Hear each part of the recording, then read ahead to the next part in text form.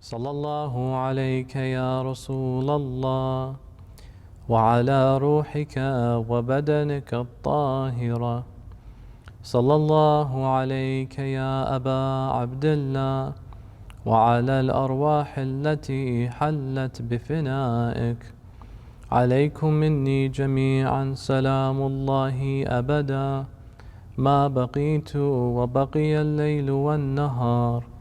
السلام على الحسين وعلى علي بن الحسين وعلى أولاد الحسين وعلى أصحاب الحسين.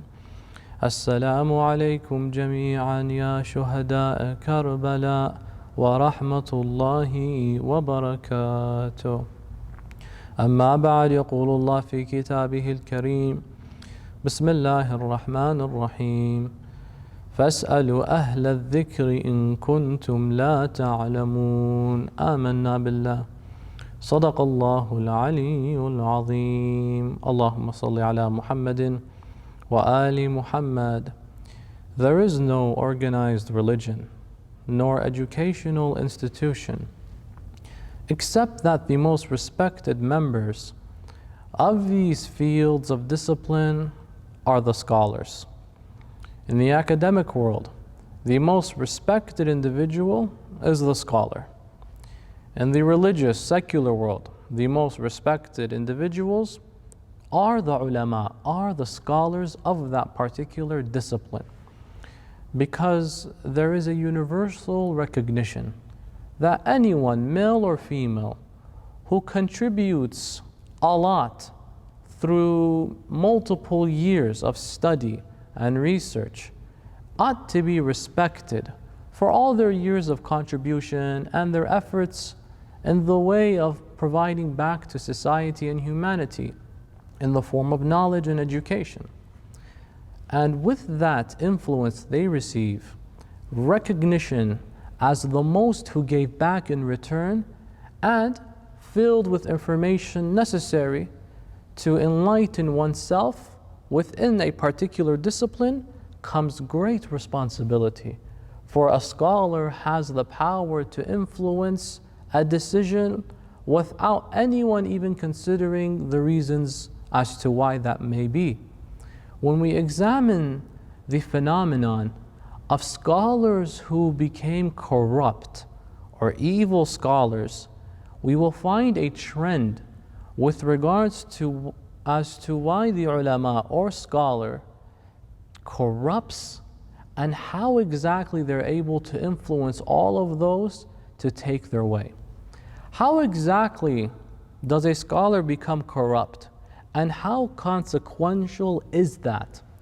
Ultimately, there is no movement in the world that has come to a side or has a splinter group emerge from it, except that behind such a movement was a scholar steering the helm of the ship. When we look into the lives of the Imams of Ahlul Bayt, whenever there was a movement off tangent from the pure way of Islam Ahlul Bayt, the Islam of Ali and Muhammad, the Islam of the Holy Quran, the Islam of Allah subhanahu wa ta'ala, we often find behind it we're not laymen and women. We're not individuals who just collectively decided to gather and think to themselves, we decide, you know what, we're going to remove that aspect.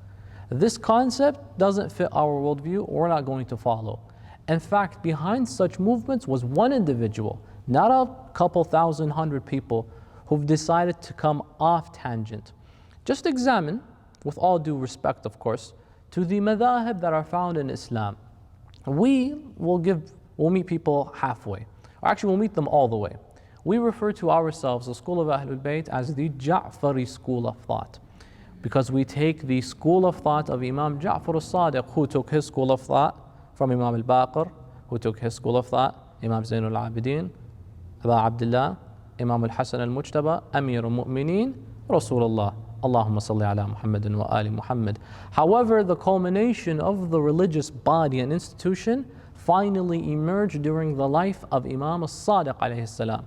And when people were throwing names, madahib, schools of thought, worldview, legal view, theological view, philosophical view, we cocooned ourselves in the worldview of Sadiq al-Muhammad, al-Imam al-Sadiq alayhi salati wassalam. However, when you look at others, you find the Maliki school of thought. It wasn't caused by a group of people who said, you know what, this is a worldview, a legal worldview, we decided to all follow by consensus. One man, Malik bin Anas, ultimately his followers later on decided to take about his worldview, even though he may not have necessarily said, everyone follow my discretion, follow my worldview, follow my rules for that matter. He never called for that, let's say. However, people formulate their opinions behind one individual. The same with Ahmad bin Hanbal, the same with Abu Hanifa, and the same with Imam al-Shafi'i. These individuals are scholars as a result of their research and effort, the responsibility they carried being mujtahideen. A group of people emerged and decided to follow their worldview. And as a result, till today, people are divided. From the most simple of acts, such as prayer, whether we pray doing this or that or that or this, people don't even understand where to go to and who to refer to, because everyone has a scholar who spearheaded their own worldview. It wasn't a collective, because the collective cannot decide altogether. It takes one individual to look behind and say, hey, this is something I think is the right thing to do, whether they were on the haqq or whether they were not on the haqq. When we examine, however, the corrupt scholars, those who took advantage of the deen for their own personal agenda, you will find something in common within every single one of them. There is a wonderful phrase attributed to Sayyid Khomeini, rahmatullahi ta'ala alayhi, when he says, إِذَا فَسَدَ الْعَالِمِ فَسَدَ الْعَالَمِ. If the alim becomes corrupt, the scholar becomes corrupt, then the alam, the globe, the world, becomes corrupt as well, due to the paramount influence and significance of a scholar upon ultimately the whole entire world. Because this timeline of the human race is shaped by those who write history. And the historians write as per the scholarly opinion, not their own understanding, because many people see things but don't understand what's going on. And so they refer to a scholar. Can you explain what just had happened? Was this individual wrong for fighting that individual? Was she correct in waging war against that man? And so when they write history, they ask the opinion of those around them. Question: what if those around them who claim to be scholars are corrupt individuals? How will history be written then? In favor of their worldview, not the haqq that was meant to be observed and examined.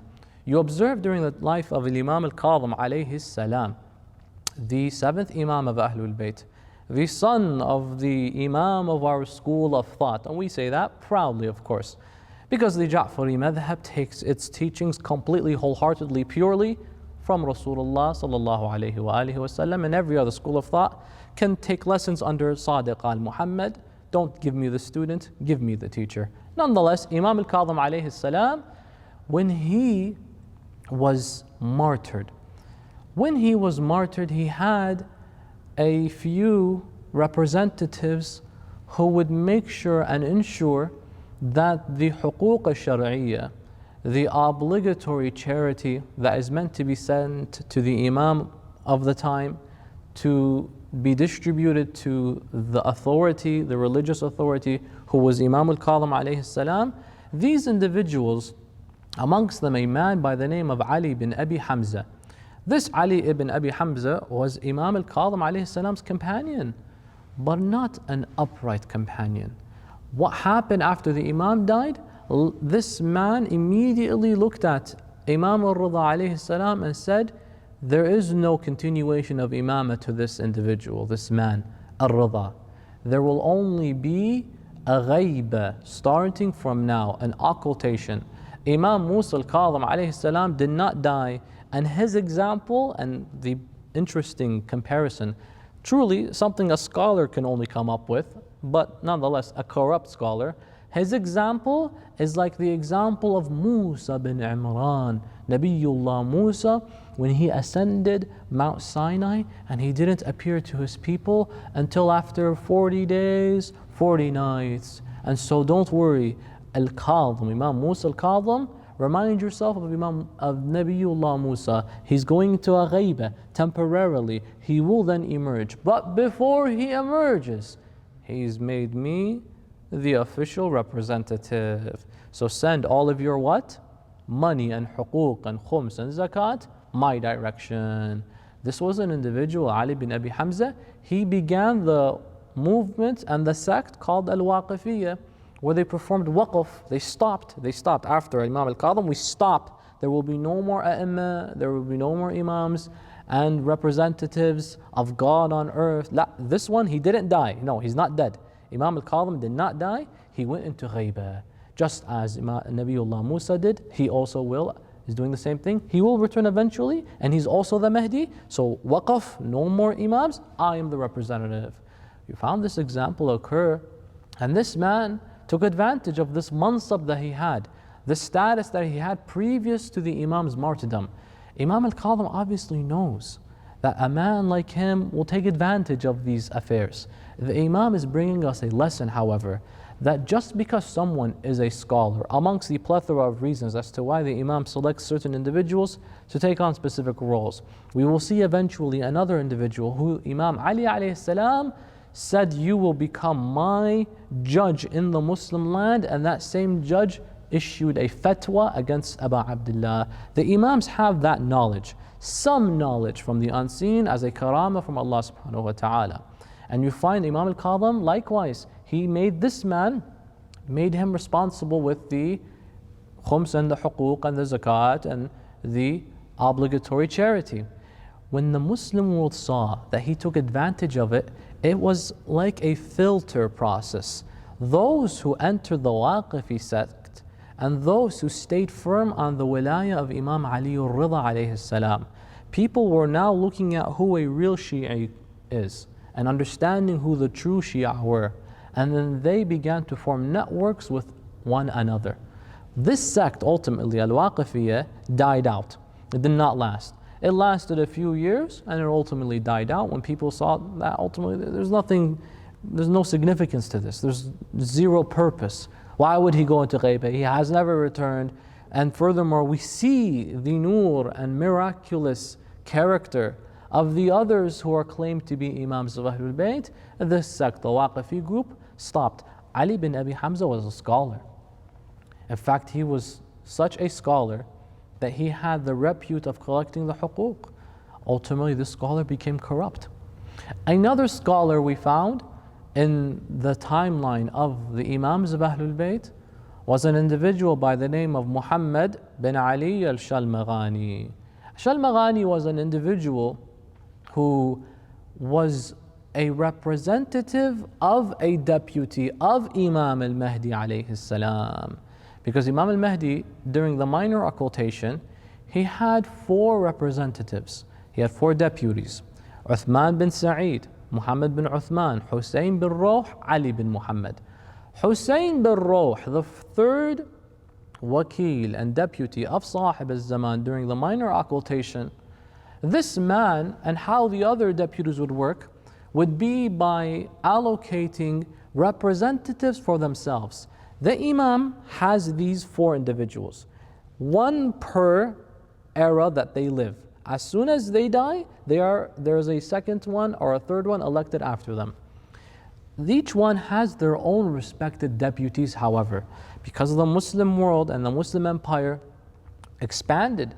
It has reached the far west of Spain and has reached the far east of Khurasan, which back then extended to India. And so then you have the Muslims all over across the world.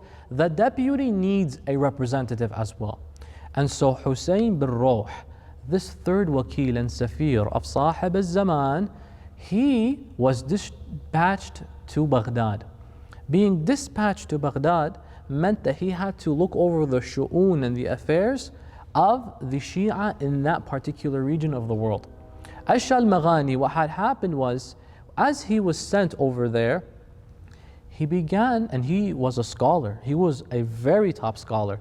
He authored multiple books. When he was, before he was elected as the deputy or a representative to the deputy of Sahib al-Zaman, before then, and even during that time period, he authored multiple books. Number one, At-Taklif, which is his most important work. He has books such as Al-Ghayb al-Sughra or Al-Kubra, books such as Al-Isma of the Imams of Ahlul Bayt. These are books that indicate or are indicative of a Shi'i scholar. His book At-Taklif, however, the obligations, is similar to a Minhaj al-Salihin from one of our Maraja, or a book like that which discusses Islamic laws, do's and don'ts, obligations, and whatnot. If you ever look at a book of jurisprudence by one of our Maraja, may Allah bless them and prolong their lives, you will find that this book is a hand guide pretty much about your day-to-day affairs. As a Muslim, what's forbidden, what is not, what is considered pure, what is not. He had at the time a work called At-Taklif. This work was found in all, according to historians, particularly Shaykh al-Saduq, rahmatullahi ta'ala alayh, found in multiple Shi'i homes. Everyone had this book. It was so easy. It was convenient. This book by At-Taklif, by Muhammad bin Ali al-Maghani, he was sent and he was made to represent Hussein bin Rawh, the representative of Sahib al-Amr. It's a big responsibility. He's a scholar. He is sent to Baghdad. He begins to teach interesting aqaidi, theological opinions not found in the school of Ahlul Bayt. A quick, brief comment here. An alim can have their own opinion. It's perfectly fine for them to philosophize their own view. However, to produce an opinion contrary to the Nas, ijtihad, against the Nas, is totally forbidden. Because the Nas, meaning what the words of the Prophet were, the Imams of Ahlul Bayt and the Holy Quran. This is called the Nas al-Sharif, from the Shara' al-Sharif. Anything that you produce that contradicts that is totally rejected. However, anything outside of the world of the Shara' al-Sharif, al-Muqaddas, the Quran, the Ahadith from the Rasul and the Imams of Ahlul Bayt, you're totally free to have your own opinion on. So people can think of their own concept of spiritualism. They can try to aim to achieve the pure version of an understanding of eschatology or the Day of Judgment. They can bring about their own understanding. That's perfectly fine to do. They can have their own opinion in history. There are many ulama who have question marks over certain areas in history. They believe this event didn't necessarily occur. It's totally fine. Because in areas of usuluddin, they have no control and dominance. In areas of furu'uddin, they do, however. Furu'uddin salah, furu'uddin sawm, zakat, they have their own discussion. Usuluddin, however, they do not have a discussion on that. Al-alim, you do not follow him so that he teaches you that La ilaha illallah. That's something you have to come to terms with by yourself. Or that Muhammadun Rasulullah, or that Aliyun Waliyullah, or that Allah is adil and just, or that there will be a day of judgment. The usul of the deen, you cannot take taqleed for. With the furu'ud deen, yes, we take taqleed with regards to. This Al-Maghani began to teach his own perspectives. First it was the aqaidi ones, but then the aqaidi perspectives began to become very, what some keyboard warriors will call it, kufri. What he began to do was give opinions such as God has an anthropomorphic quality to him, where he comes and he manifests himself on this earth in the form of prophets. Starting with Nabiullah Adam, Adam was Allah. Allah manifested himself, wal-'iyadhu billah, on such a bad concept here, manifested himself in the form of Adam. Adam died, the next prophet afterwards, say Sheeth, and then Idris, and then Nuh, and all these prophets until Rasulullah sallallahu alayhi wa alihi wasallam. All of these, they were Allah. It was God. God manifested himself in the prophets, after which God manifested himself into the Imams of Ahlul Bayt. This was a very horrible theological opinion this individual brought forth. In fact, it was blasphemous. This man pretty much committed apostasy with having that opinion, because this contradicted the Nas, Ash-Shara' Ash-Sharif, the teachings of the Quran and Ahlul Bayt and the Holy Prophet of Islam. This is a fact that is made clear that Allah is unique. Laysa kamithlihi shay. Okay, if Allah comes and manifests Himself into the body of an individual or like an individual, then what's the difference between us and say those who espouse a Trinitarian view? That God was the Son and the Son is God and then He is also the Spirit, but when He died it wasn't the God, it was the Son that died.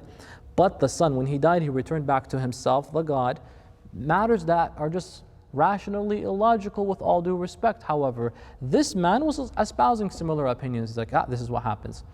He then began to add this to the Imams of Ahlul Bayt, and that they were also God, and that not just God, that the Imams themselves, they were unique and then they were being manifested. So he said, Ali ibn Abi Talib of this time is Hussein bin Ruh. And Fatima Zahra even brought this into the equation, is this individual here. She's alive today, she's very fringe, splinter group opinions, and he actually formed a group. People began following him. And he was starting to say, now look, I am the official wakil of Sahib al-Zaman. He then announced that he is the representative of Imam al-Mahdi. What do you do with that individual? This man was a scholar, upright for the most part, all of a sudden announces that, oh world, look, I am now a deputy of Imam al-Mahdi. He's not. He just receives orders from the main deputy and representative of Sahib al-Zaman. But he says, no, I speak to him directly. People started following him and they started accepting him. He formed a group. There were scholars, masakeen we could call them, individuals, aspiring ulama, who actually accepted his worldview, and they started to try their hardest to convert others. It was a cult. It was pretty much a cult, exactly. The Shalmaghani cult. No one could stop him. Originally, people saw him as the deputy of that man, Hussein bin Ruh. Now, whatever he was saying, they accepted. Now he's saying all of this. They're just going to accept. Turmoil was coming. People were lost. People were split. They were confused. What do we do? Imam al-Mahdi alayhi salam wrote a letter, made it public. And in that letter, if you read it, it truly is indicative of the hands of a ma'soom. I have never read a letter condemning someone like this letter of Imam al-Mahdi condemning Ash-Shalmaghani. It's an interesting letter.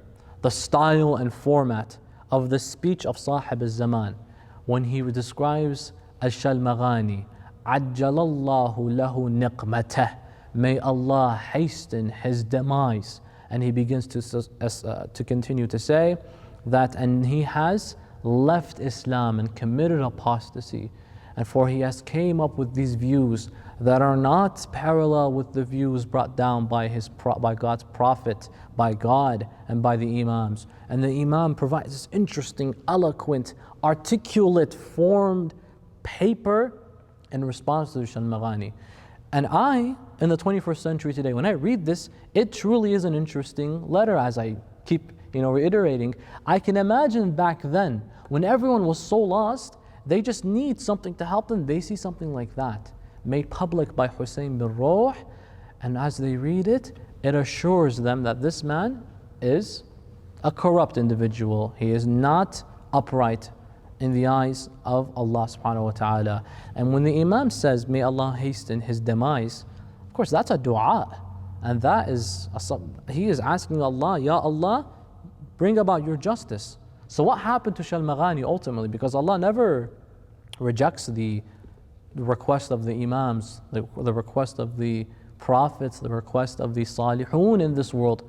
So how about Imam al-Mahdi alayhi salam? Ash-Shalmaghani was imprisoned by the Abbasid Sultan at the time. From the prison he was executed, and then he was also crucified as a result of his actions. This individual, however, imagine, a very well respected scholar, You can think of many. You can think of probably 10 on the top of your head. No one would expect for them to just turn corrupt like that. Now imagine if that very well respected and influential scholar all of a sudden starts saying words like this. We've seen this happen before with Imam al-Kadhim alayhi salam. SubhanAllah, part of the mystery as to why Imam al-Kadhim, knowing that this individual will turn corrupt, makes him his aide with regards to his affairs on collecting the huquq, such that perhaps the future Shia, when they see someone like a Shalmaghani who is not just a collector of the obligatory charity for Hussein bin Ruh, not just that, he's an author of multiple books, they'll be like, you know, we've seen this happen before. This movie, we've seen it before. So we can kind of know where the ending is and maybe the true colors of this individual. Nothing is done except that's done with wisdom from Allah subhanahu wa ta'ala. The question arises here, why would a scholar become corrupt? What's the big deal? Like, you're supposed to be a scholar. You should know that which I don't know. I am not a scholar, but I at least know that ultimately there's a limit and a line that I am not to cross and transgress. Something as easy as anthropomorphism, ascribing that to God, is something I can never conceive, although there are books out there from other circles who describe God having limbs and stuff like that, and then he jogs, but push that to the side. From a rational, logical level, these are things the lay individual should know and understand. A person who's not even studied a minute of Islamic work and theology and ethics and philosophy and morals should be able to. So what motivates a scholar to become corrupt? When you examine the parallels with Ali bin Abi Hamza or with Ash-Shalmaghani, there's something in common, and that's money. When money is involved, when power is involved, when all of this is brought forth, you find an individual cannot but help themselves no longer, and they want to go and take advantage and usurp rights. Money makes the world go around. The Holy Bible says that money is the source of all evil. In Islam, we may not accept that, because al-malu wal-banun zinatul hayatul dunya, that wealth and a big family are amongst the adornments of life, used to your aid and benefit and service back to humanity. It's amongst the biggest of all blessings. But used in forms of corruption, brothers and sisters, in forms of evil, becomes the root of all evil, as the Bible does make clear. So when individuals see that there's money in the discussion, I don't care if there's faith on the line, or if there's a school of thought on the line, or even if there's Allah watching over me. Money, no one gets near it. And so these individuals, whether it was collecting the tax, whether it was making sure that you have a following, and then they provide you money. One man by the name of Shuraih al-Qadhi, this man was a tabi'i during the life of the Holy Prophet. This is an individual who accepted Islam but did not see the Holy Prophet of Islam. So our Sunni brothers and sisters do not refer to him as a Sahabi.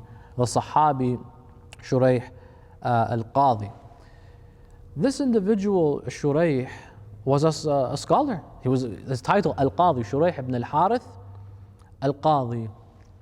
This guy, however, was very knowledgeable, and during the empire of Umar ibn al-Khattab, he was assigned to be the main judge of the Muslim lands in Basra at the time, then in Kufa, then in Basra. Ultimately, this man was a judge in the Muslim world, and he stayed a judge during the time of Umar, then during the time of Uthman, and then during the time of Amir al-Mu'mineen Ali ibn Abi Talib alayhi salam.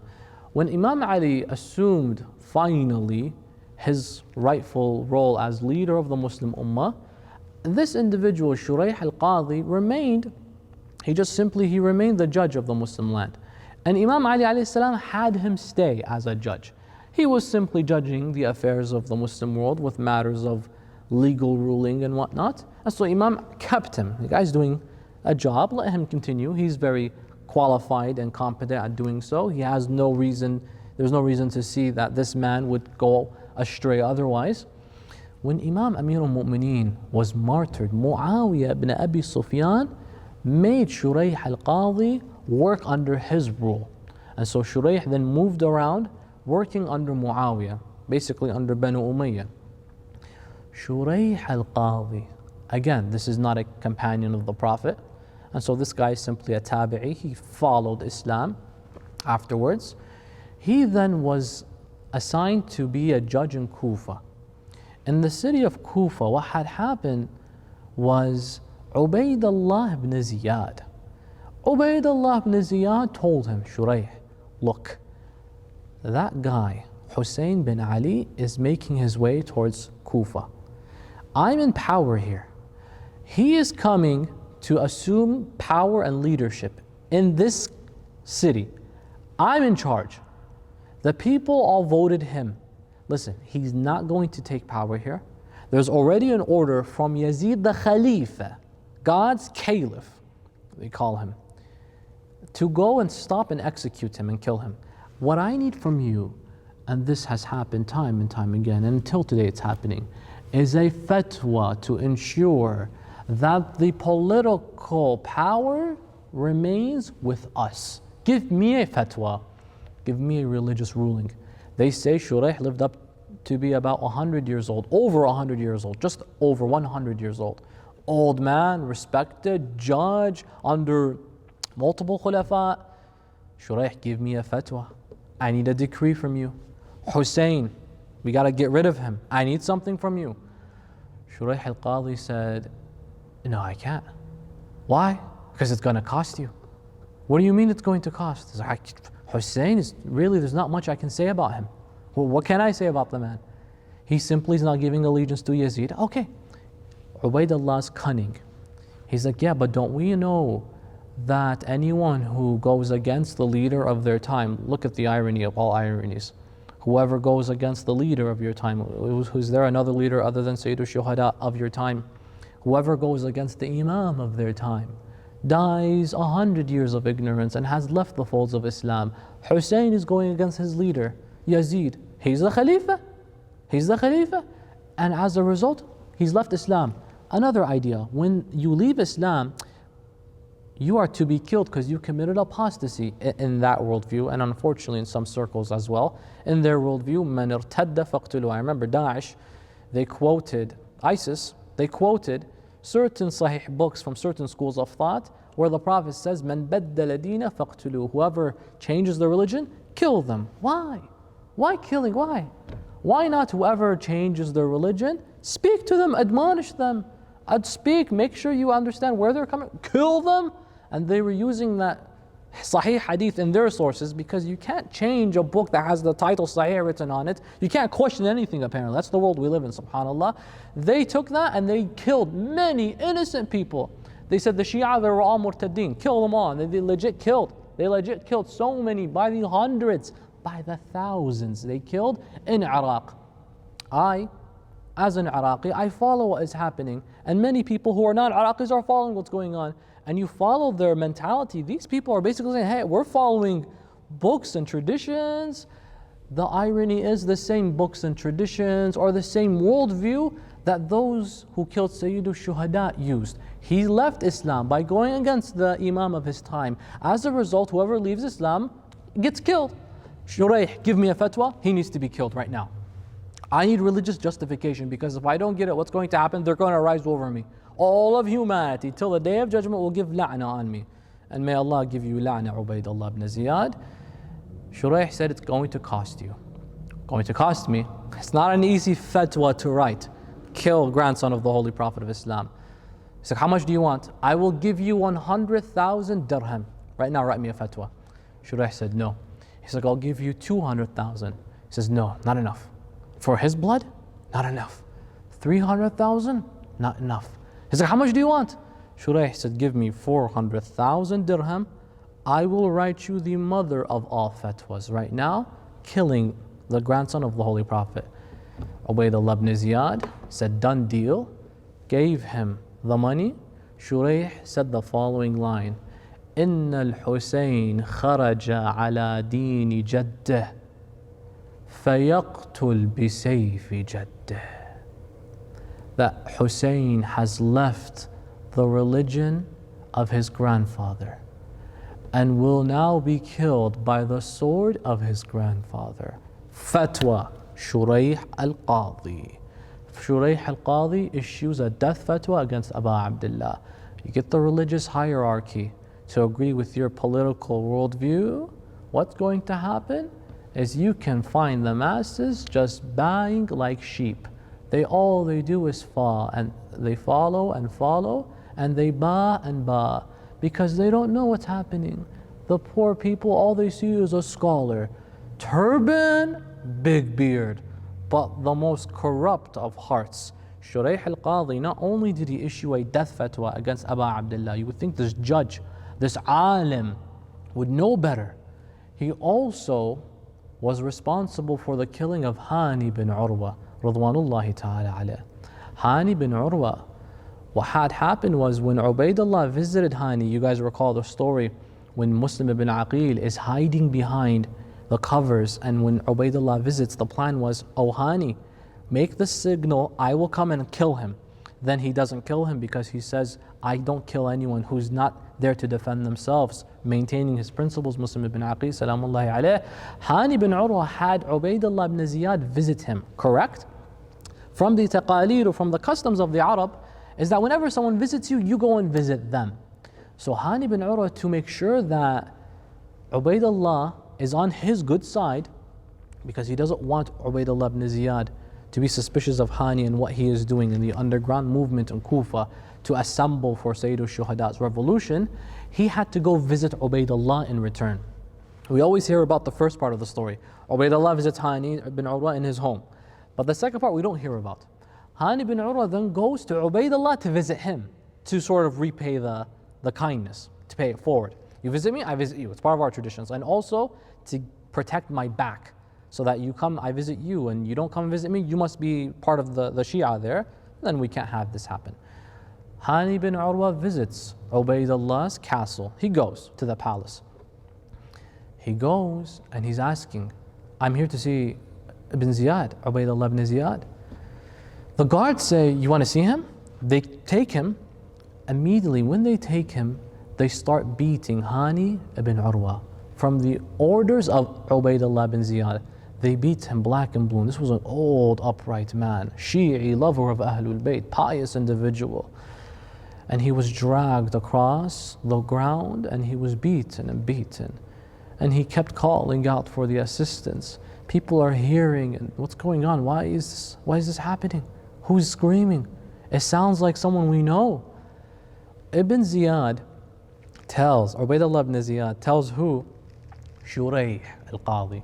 So Shuraih, if I come out and I tell the people everything is fine, don't worry, they're not going to believe me. You who's a scholar, your facial hair, that big beard, and your turban, and the way you look, many people worship and venerate the look more than the life inside them. You go outside, Shuraih is dead. Amir al-Mu'mineen says this. He says, Al-alim hayy wa in kana mayyit, wal-jahil mayyitun wa in kana hayy. That the alim is alive, even if they've died. How many ulama do we remember every single day who passed away many years ago? And we speak of them as if they were amongst us. And those who are people of deliberate ignorance and arrogance are dead even if they are alive. Shuraih is dead. He's not alive. Shuraih looks to be alive, but his soul is dead. People look at the look, but not the life, of which is non-existent in this man. He comes out and he says, everyone listen, no. Hani is fine. He's going to see Ubaidullah. Just rest assured, he's perfectly fine. Everything is good. And you can all return back to your homes. Ubaidullah told him, Shuraih, take some money with you if you need it necessary, just to give it to the people. And also everybody, here's some money from the Khalifa. Here you go. And he's passing money around to people. People are all quiet now. Religious hierarchy combined with corrupt politics formulates the worst combination that is even willing to kill the grandchildren of Rasulullah. And this individual, Muslim ibn Aqil, he sent, before he was to be martyred, he had his kids He had Ibrahim and Muhammad. And these children, he made sure that Shurayh al-Qadi watches over them, because he's the scholar of the time. Shurayh al-Qadi, when Muslim was martyred, when Muslim began his mission in Kufa, he couldn't have his family with him, his two children, Muhammad and Ibrahim. And so what happened is that he ensured that Shurayh al-Qadi, as a scholar, one would imagine, would take care of these two children. Muslim ibn Aqil was martyred. Shurayh al-Qadi, as soon as Muslim was martyred, Ubaydullah asked, requested for these kids, and then Shurayh easily, here you go, here are the kids, here are the children of Muslim ibn Aqil. They tried, and we all have heard about the tragic stories of the children of Muslim, salamullahi alayhim. They immediately were martyred as a result. This individual, when you issue a death fatwa against my imam, look, I don't care who you are and who you served under or who loves you or who respects you. You are an individual that is not like anyone but the worst of the worst. And so he said Aba Abdullah was a Khariji, the Khawarij, and the Kharijis are to be killed. This was a corrupt individual, brothers and sisters. This man right here, he just didn't care, and as a result became corrupt. The idea of having a movement, and this movement spearheaded by scholars, whether they were good or they were bad, is a very crucial aspect in the lives of every human being, brothers and sisters. I recall Muhammad Tijani, Sheikh or Sayyid Muhammad Tijani, the author of Then I Was Guided, Thumma Ihtadayt, very popular scholar. May Allah bless him and prolong his life. Muhammad Tijani, the alim who converted from Maliki Sunni Islam to Shi'ism, and he became a Shi'i.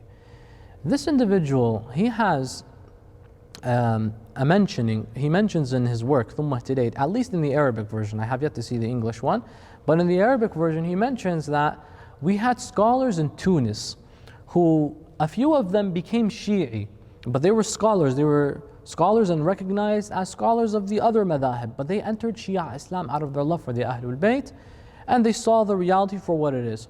They were too afraid to announce that they publicly are Shia due to the backlash. So right before they would die, when they were very ill or they were sitting on their deathbed, Muhammad Tijani mentions this. He mentions it in his Thumma Ihtadayt, at least in the Arabic version as far as I know, that before they would die, they would announce their tashayyur. They would say, Ashhadu an la ilaha illallah, wa ashhadu anna Muhammadan Rasulullah, wa ashhadu anna Aliyan Amir al-Mu'mineen, bil-haqqi hujjatullah. And then they would name the other Imams of Ahlul Bayt. Before they would die, this was the moment. If you're going to announce it, now you announce it. They would notice that individuals who were witnessing this became very concerned and afraid for society. Because if they had heard that my scholar who I emulated for so many years, this whole entire time, died a different school of thought, it would affect society. They might consider that school of thought. They might leave their own worldview that they were born into. And so what had happened once, Muhammad Tijani mentions this, he said that before scholars started to die, on their deathbed, moments before, certain people came and actually started strangling them. Why? So that they wouldn't be able to speak and say anything that would be indicative of their true colors and beliefs, so that they don't influence others. So they started to actually choke the ulama who would be dying on their deathbed that they suspected were actually not genuine ulama on their path, such that they are not able to then influence those around them. While they converted right before they died, this was their whole belief the whole entire time. And so as a result, they started to actually strangle their own scholars in Tunis at the time, primarily within the 40s and 50s and 60s, according to this source here. Because of the paramount influence that a scholar has upon the society. As mentioned, إِذَا فَسَدَ الْعَالِمُ فَسَدَ الْعَالَمُ. When the scholar becomes corrupt, then don't be too surprised if all of the world and society becomes corrupt. Another question, is a scholar who turns evil, becomes corrupt, a true scholar to begin with? Was he even, or he or she, ever a real scholar? Because as mentioned, I being a layperson, I don't know a fraction of what the scholars know, true alim. The fraction I have no idea of with regards to their knowledge. So how can then they take all that information and ultimately just leave, ultimately become corrupt? How? When I wouldn't even do that. You observe that the scholar who eventually corrupts wasn't a true scholar to begin with. They were not real ulama. They were just individuals who had information. Imam al-Sadiq alayhi salam, salamullahi alayhi, would say to his companion, Unwan al-Basri, that listen, O Unwan, a true scholar is not one who takes knowledge, but rather a true scholar is one who receives a light from Allah subhanahu wa ta'ala. And with this light they are able to educate the masses and enlighten the masses at the same time. A scholar is not one who just takes information in. At that point, you're just a library walking. You're just an archive of information walking and speaking. That this does not reflect a scholarly character, whereas it reflects someone who's an archive of information. Okay, you just hold information. My cell phone is a scholar at that time. My laptop can become a scholar. It holds information. Why don't we all emulate the laptop? Why don't we all emulate the cell phone? Well, it has a whole set of data and we can put in numbers into it. No, really consider it that when we do codes and we code that if ever there's an Islamic question, we just code in the question and then with all the data, it codes us the answer based on how we asked. Like, why can't we just do that? Because there is something different from just collecting information and being a source of it to having a source of nur inside you that you use to guide people with. A scholar is not just an individual who has knowledge. Knowledge is good, but if you don't have an understanding and acknowledgement of the truth and reality, then ultimately you are not a scholar. And this does not come from some abstract worldview someone hopes to have. No, the Holy Quran says it. إِنَّمَا يَخْشَى اللَّهَ مِنْ عِبَادِهِ الْعُلَمَاءُ. That from Allah's servants, those who fear Allah are the scholars. You never feared Allah because you corrupted. Had you had God consciousness originally, you would not have corrupted. So ultimately, you were never a scholar to begin with. You just had information and people saw you. It's very easy to have a long beard and grow it, to memorize a few lines, and to walk outside with this jalali, majestic looking, rawhani character and quality and soft spokenness, but inside there is no life in you because there is no consciousness of Allah, there's no khushu'. إِنَّمَا يَخْشَى اللَّهَ مِنْ عِبَادِهِ الْعُلَمَاءُ. That from Allah's servants who fear Him, because only that, إِنَّمَا in Arabic is adatu hasr, it's concentration. So only the scholars fear Allah. Only the scholar. And if you fear Allah, will you ever transgress? Never, ever, never. These people never feared Allah because they corrupted.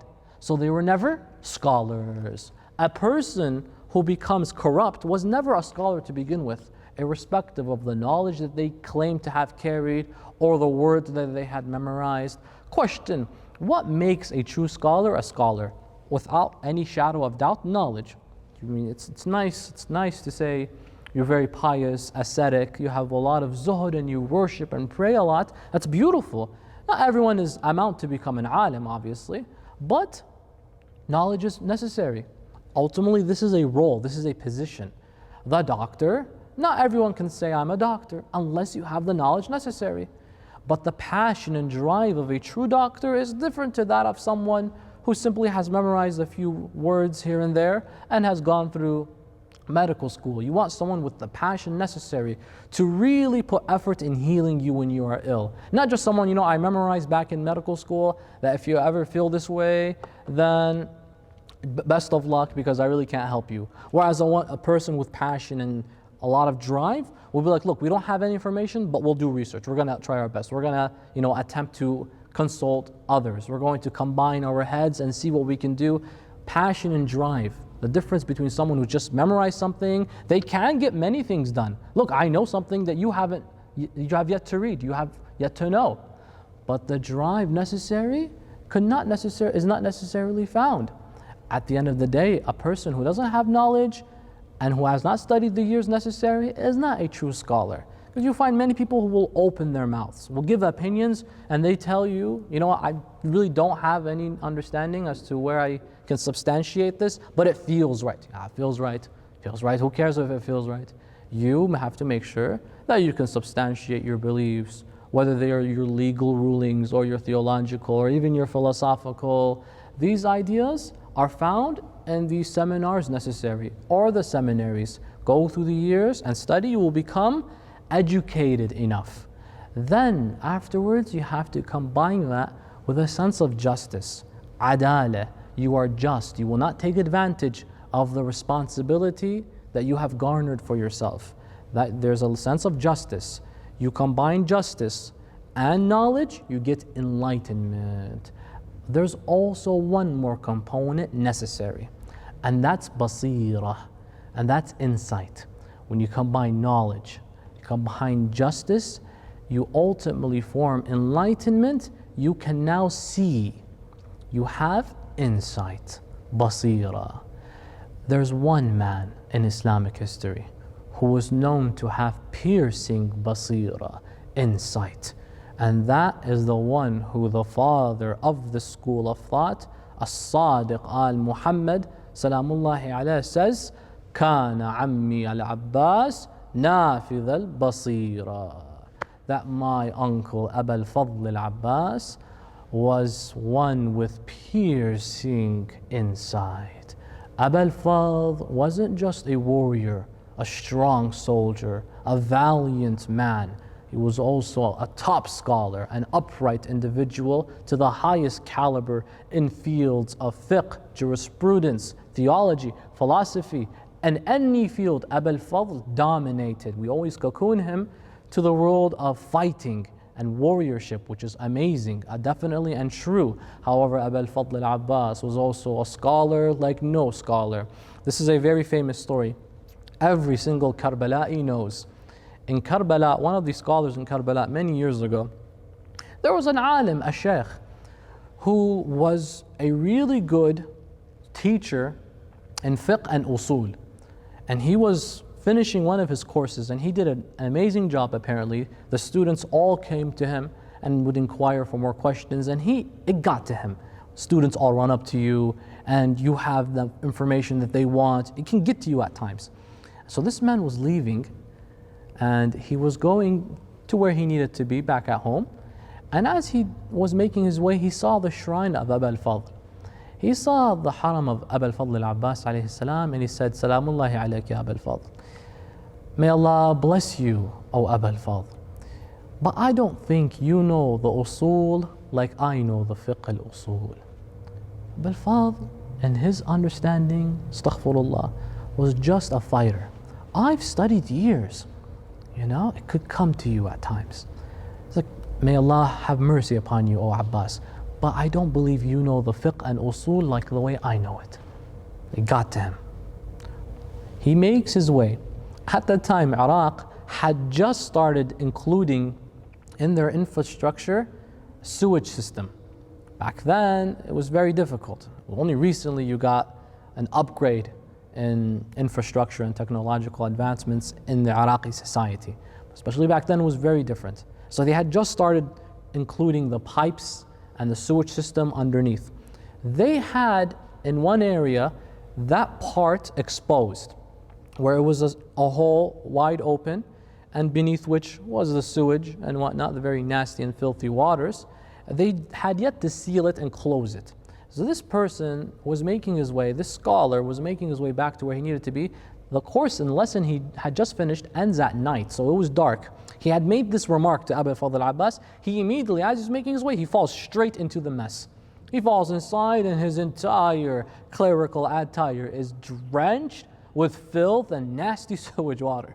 He gets up, and as he gets away, he's like embarrassed, and he's looking at himself, stench and filth. He immediately rushes home, he cleans himself, and he's just really ashamed as to what had happened. That night, he says, it's a very fascinating story. He says, I had a dream. I saw Abu al-Fadl, and he came to me. He's like, listen, Sheikh, you question my knowledge. You are the student of this scholar and that scholar. And the idea is he started naming him the teachers he studied under. Whereas I am the student of Hussein bin Ali, and Hussein is the student of Hassan, and Hassan is the student of Ali ibn Abi Talib, and Ali ibn Abi Talib is the student of Rasulullah sallallahu alayhi wa alihi wasallam, and Rasulullah received his information only from Allah subhanahu wa ta'ala. My teachers and your teachers are on a different league. Yours don't come near mine. Next time you question my knowledge. And according to this alim, he woke up understanding the error he made. And then what had happened was as if he was getting disciplined for that thought he had. According to Imam al-Sadiq alayhi salam, he had insight, basira, like no other.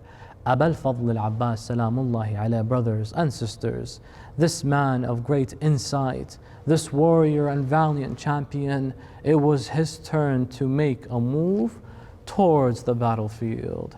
And as Abul Fadl al-Abbas approaches Sayyid al-Shuhada, he says to him, my beloved brother, allow me permission to go. I want to defend, I want to fight. Everyone has already left and gone. Aliul Akbar has gone, Al-Qasim has gone. I need to contribute. Now is my turn. I'm begging you, let me go. Abu Abdullah says to him, O Abul Fadl, if you go and you leave, then my family will not be complete anymore. And my men will all be depleted if you leave me. You are the commander of my army, and you are the leader and the flag carrier of us. O Abul Fadl, if you leave, what will happen to us? Abul Fadl Abbas continues to insist, and he begins to say, Oh Hussein, my beloved brother, I want to do something. I can't handle just waiting anymore. And so Abu Abdullah then looks back and he sees his family and he says to them, Oh my beloved family, maybe now we will try. And he says to Abul Fadl, go and at least retrieve water. That's all I want you to do. Abul Fadl al-Abbas makes his way. As Abul Fadl al-Abbas makes his way to the battlefield, he approaches the Euphrates River, and as he approaches the river, he's surrounded by men. Abul Fadl al-Abbas gets rid of these men, and he approaches the river banks. He puts his hands into the river Furat, and he looks at the water, and he is about to drink the water. But it's as if when he reaches to drink for the water, he doesn't see his reflection. He sees the reflection of Abu Abdullah. Abul Fadl al-Abbas then says the following line, يا نفس من بعد الحسين هوني وبعده لا كنت أن تكوني هذا حسين وارد المنون وتشربين بارد المعين والله ما هذا فعال ديني ولا فعال صادق اليقين. O myself, you come to drink the coldness of this water while Hussein drinks the syrup of death. By God, this is not from the character of the upright one, and by Allah, I will retrieve the water and bring it back to the family of Rasulullah. Abul Fadl al-Abbas makes his way back to the tents as Abu Fadl al-Abbas continues, and he carries the flag with his right hand. Abul Fadl has the flask filled, and he makes his way back to the tents. Abul Fadl al-Abbas is then ambushed by multiple men, and one man takes cover behind the tree, and he lunges out and he severs the right hand of Abul Fadl. When the right hand is severed, he takes the flag and moves it to the left hand. Abul Fadl al-Abbas begins to recite the following: Wallah in qata'tumu yamini inni uhami abadan an dini wa an imam صادق اليقين نجل النبي الطاهر الأمين. By Allah, you have removed my right hand, but I will remain robust and remove the enemy and defend the son of Rasulullah, the Imam of my time, and defend the one who is pure completely, referring to Abu Abdullah. Abu al-Fadl al-Abbas continues on his way as Abu al-Fadl makes his way with only one arm and the flag in the arm that he has left, his left hand, his blessed left hand. Abu al-Fadl al-Abbas continues, and one man jumps out and severs the left hand of Abu al-Fadl, and he begins to say, Ya nafsu la takhshi min al-kuffari وابشري برحمة الجبار مع النبي المصطفى المختار قد قطعوا ببغيهم يساري فأصلهم يا رب حر النار. O self, do not fear the disbelievers and be confident that you will return to the mercy of your Lord and you will return back to the messenger of Allah, the one chosen by Allah, and they indeed have severed my left hand. O Allah, unleash them a fire that will hurt them eternally. O Allah, remember, O Allah, allow me to return the water back to Hussein. Abu al-Fadl has only one dream. Let me return back and give the water to the family of Sayyidu Shuhada. However, as Abu al-Fadl is surrounded and is no longer able to continue, they come forth and one man hits Abu al-Fadl on his blessed head. Harmala strikes the arrow and hits him on his right eye, and they become enemies surrounding him like wolves surrounding an innocent soul. Abu al-Fadl falls from his horse. As he falls, he has no hands to protect him, and he falls down and he lands on his face, and he calls out for Abu Abdullah. Abu Abdullah runs and he sees the sight and he begins to say, Al-an inkasara dhahri. Today, right now, my back has been broken. And he kills the men surrounding Abu al-Fadl. He approaches his brother Abbas and he holds him to his lap. Abbas says, listen, before you kill me, let me see and be with my brother one final time. Abu al-Fadl cannot see. His eyes are filled with blood. Abu Abdullah, when he holds him, he realizes it's Hussein. These are the hands of none other than my brother. Abu Abdullah holds him. Abbas removes his head. Abu Abdullah brings him back. He removes his head again. Abu Abdullah says, why do you move your head? Abu al-Fadl says, oh Hussein, now you have my head on your lap, but in a few moments, who will have your head on their lap? Inna lillah wa inna ilayhi raji'un. وسيعلم الذين ظلموا أي منقلب ينقلبون. فرج عنا يا Allah. Oh Allah, we ask you on Abu al-Fadl to grant us the ziyarah of Abu al-Fadl. Oh Allah, we ask you on Abbas to grant us the shafa'ah of Abu al-Fadl al-Abbas and the ziyarah and shafa'ah of Sayyidu Shuhada. Oh Allah, we ask you to ease all the pain from the Muslim world and from all those who are decent human beings and those who have yet to see your light. O Allah, we ask you to bless our scholars and to prolong their lives. O Allah, we ask you to bring about rahmah to those who have passed away and to pave the way for the true alim of Al-Muhammad, Sahib al-Zaman. O Allah, we ask you to never remove and separate the love from Ahlul Bayt from our hearts. We ask you with a Surah Al-Mubarakatul Fatiha, but before it a salat ala Muhammadin wa ali Muhammad.